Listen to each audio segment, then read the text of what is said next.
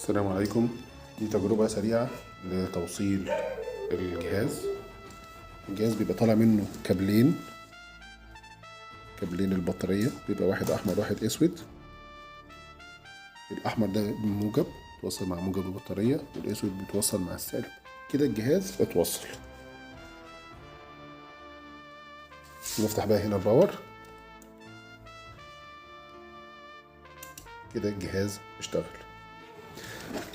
الجهاز فيه بارستين من ورا، البارستين دولت اللي بناخد منهم الكهرباء ال 220. هنركب دلوقتي شنيور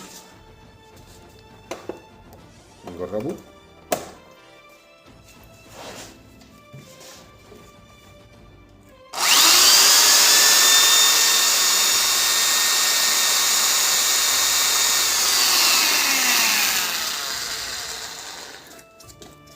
ده كده الخارج بتاع الكهرباء.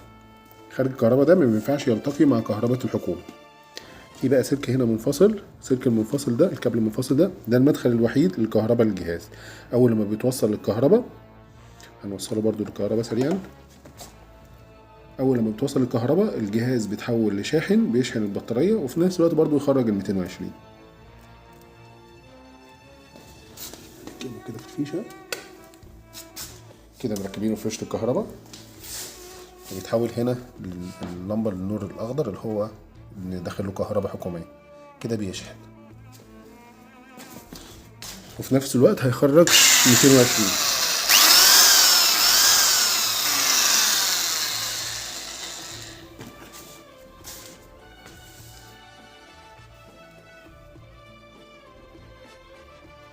لو شلنا الفيشة بيتحول اللمبة للبطارية. كده شلنا الفيشة، حولت اللمبة على البطارية. كده شغال كهرباء من البطارية.